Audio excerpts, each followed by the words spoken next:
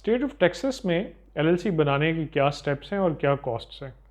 Step number 1 is choose your LLC name. आपके LLC का name दूसरी एग्जिस्टिंग एलएलसीज़ के नेम से बिल्कुल डिस्टिंक्ट एंड डिफरेंट होना चाहिए, ये लॉ की एक रिक्वायरमेंट है। और उसके अलावा भी काफ़ी कॉम्प्रिहेंसिव नेमिंग रूल्स हैं जिनके बारे में जानना बहुत ज़रूरी है।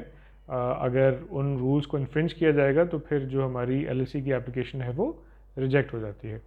Next step is higher a registered agent. Registered agent is someone जो कि आपके एलएलसी के बिहाफ पे legal and tax notices and state के नोटिसेस को रिसीव करता है, और उसका रजिस्टर्ड एजेंट का एक physical address state of Texas में होना इम्पॉर्टेंट है, मैंडेटरी रिक्वायरमेंट है। और अगर आपके पास ऐसा कोई एड्रेस नहीं है तो आप किसी भी एक रजिस्टर्ड एजेंट की सर्विसेज ले सकते हैं। नेक्स्ट स्टेप इज़ कि हम सर्टिफिकेट ऑफ फॉर्मेशन फाइल करते हैं with the secretary of state, जिसकी फ़ीस इज़ 308 USD। और ये डॉक्यूमेंट अगर एक्सेप्ट हो जाता है तो फिर टेक्निकली हमारी जो एलएलसी है वो फॉर्म हो जाती है। इसके साथ ही हमने एक ऑपरेटिंग एग्रीमेंट भी सबमिट करना होता है। While the certificate of formation tells us कि वो हमारा एक फाउंडिंग डॉक्यूमेंट है, लेकिन जो ऑपरेटिंग एग्रीमेंट है वो हमें ये बताता है कि who actually owns the LLC.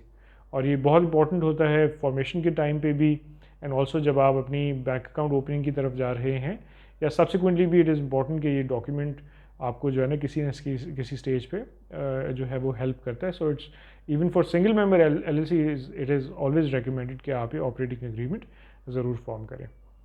अच्छा, next step is EIN। EIN is your employer identification number, और ये जो है वो आपकी फेडरल टैक्स आईडी है आपकी एलएलसी की, और ये आपकी एलएलसी को आइडेंटिफाई करने के लिए, आपके बैंक अकाउंट को ओपन करने के लिए and any necessary permits and licences के लिए बहुत ज़रूरी होता है।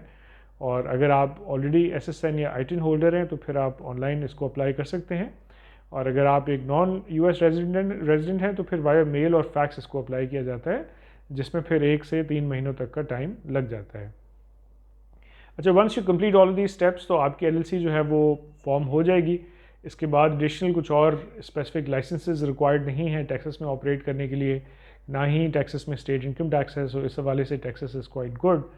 और अलबत्ता कुछ एक फ्रेंचाइज टैक्स वगैरह की या एक पब्लिक इंफॉर्मेशन रिकॉर्ड की रिक्वायरमेंट है जो कि एनुअल बेसिस पे आपको फुलफ़िल करनी होती है। लेकिन फ्रेंचाइज टैक्स भी तब अप्लाई होगा जब आपकी कंपनी का रेवेन्यू ओवर $2.4 मिलियन होगा।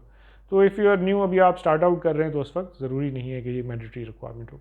तो अगर आपको टेक्सास में या किसी और स्टेट में एलएलसी फॉर्म करानी हो या कंप्लाइंस रिक्वायरमेंट्स फुलफ़िल करानी हो तो आज ही स्क्रीन पे दिए हुए इस नंबर पे हमसे कांटेक्ट करें और इस हवाले से हमसे सर्विसेज आप लें।